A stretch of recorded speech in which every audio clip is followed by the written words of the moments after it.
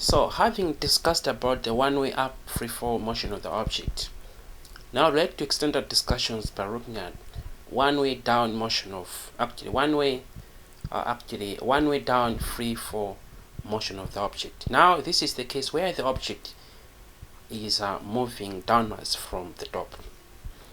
Now, let's say this is the actual case. By the way, before this lesson, just have to ensure that you watch that video I explained about the one-way up motion of the free fall, and even the introduction to free fall motion as well.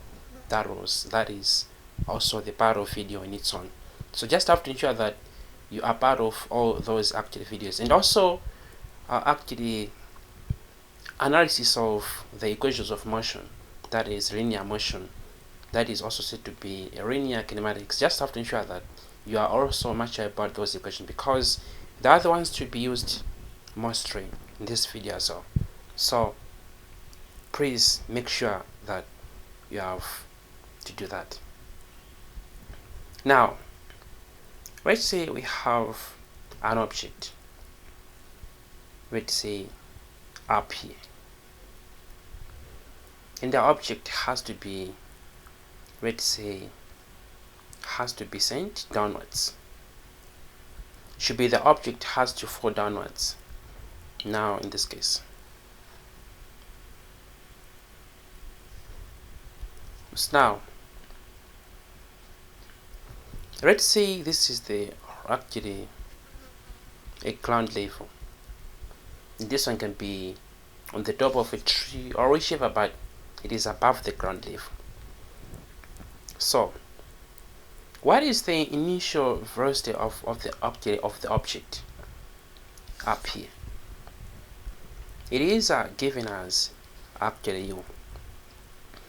And basically, if the object has been released, it means initial velocity is given as L. But if the object has been thrown, it means someone has to apply some sort of effort to make it down. So which means initial velocity won't be zero, it would be something. So it would depend, but that's the initial velocity from up here. If the object has been released, it means the initial velocity is given as zero. But if it has been thrown, it means initial velocity it is no longer zero. And if it is actually, if the question also says that the object has been dropped, it means initial velocity is zero. So being dropped or being released, it means initial velocity is zero. But being thrown, it means velocity is no longer zero. So bear that in mind. And what is the distance from up here to the actual ground level? It is said to be the maximum height, given as h. Should be h max. And what is the time it takes for the object to move from up here to the ground level? It's said to be, we can also say it to be, should just be given as, so for the distance should be given as height, and this is given as d. And what is the final velocity for the object as it strikes the ground or before it strikes the ground? So that velocity is given as the final velocity. So that's the final velocity of the object. And what is the acceleration? It is acceleration to the gravity, which is always positive. So whenever the object is moving downwards, it means acceleration is given as, and that should be a positive. That is, a g will be positive. So whenever it is moving upwards, it means to be negative. Now downwards will be given as a positive. But how should we be able to have the height of the object?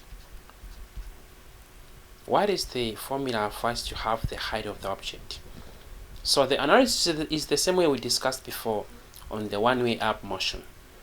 So it's either going to use this equation, if v square is equal to u square plus 2as, of which in free fall motion, and the other this is of which in a free fall motion, and being in a downwards motion, this is the final velocity, and this is the initial velocity plus 2gh.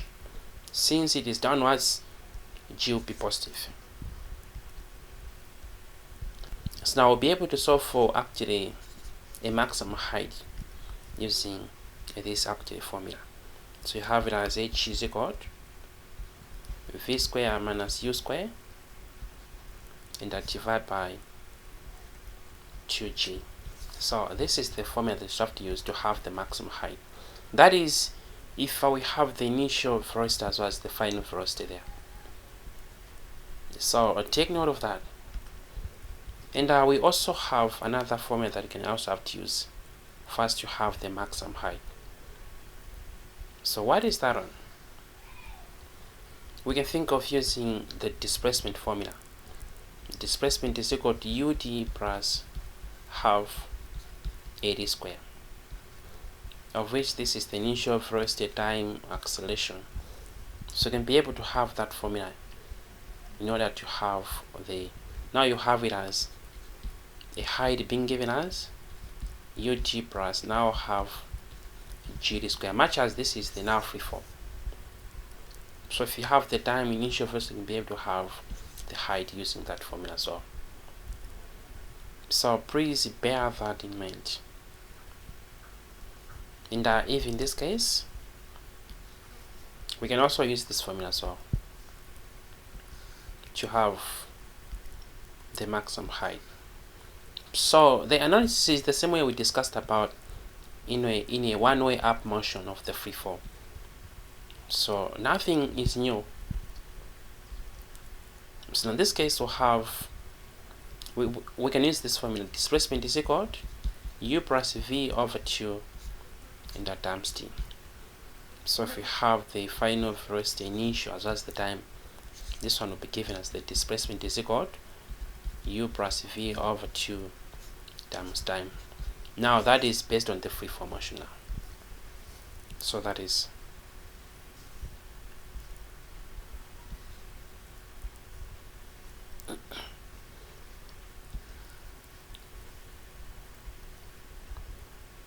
now let's think of how can we be able to have the time of the object for the object to move from up down. So that is given as time. So we can use v is equal to at plus u, where this is the final velocity, gd plus u. So you can be able to have time using this formula. And or else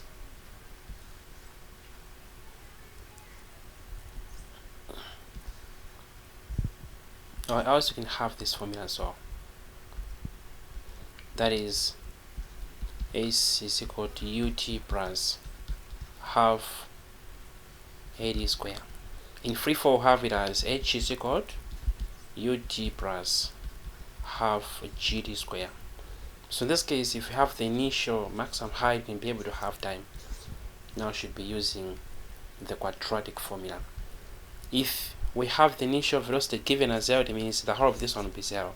So we just have to simply use h is equal to half gd square. That can be easy. So I hope you're getting what is necessary for you.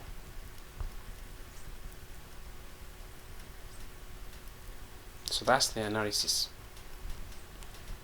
And else you can also use this formula as well. That is s is equal to u plus v over 2 the times t. If we have this displacement, that is h now, u plus v over 2 times t. So if you have the height final initial, you can be able to have time using that one. So now you get it, what is happening there. How about the final velocity? How can we be able to have that one out? So we can use v is equal to at plus u. In a free form motion, we have it as v is equal to gd plus u. If we have the time as well as the initial velocity, we'll use that one.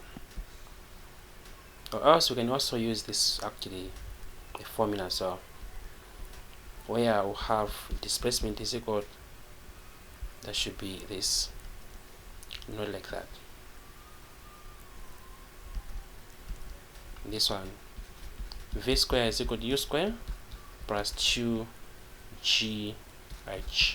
So if you have the initial height, you can be able to have the final velocity using that formula. Very easy to go for. Don't memorize, but know the analysis itself. That will really help you to understand much physics. Or else you can also use the formula, so that is up to the maximum height is given as u plus v over 2 times t. Much as we have the height time, we can be able to have the final velocity using that formula. So that's the analysis of the one-way down free fall motion. So thank you. So next we're going to see what if we have this case where the object is moving up and go down. So now two-way motions, up as well as the down.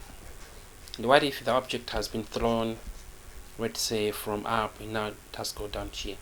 What is the analysis? So again, to see that one for the upcoming lessons. But now you should have to understand that one, how we analyze these cases. Mind you, whenever these questions comes, they do not specify whether this is what is the case of the motion. No, just have to know it on your own that in this case the object is moving upwards, and this is the kind of analysis that I have to use. So take note of that.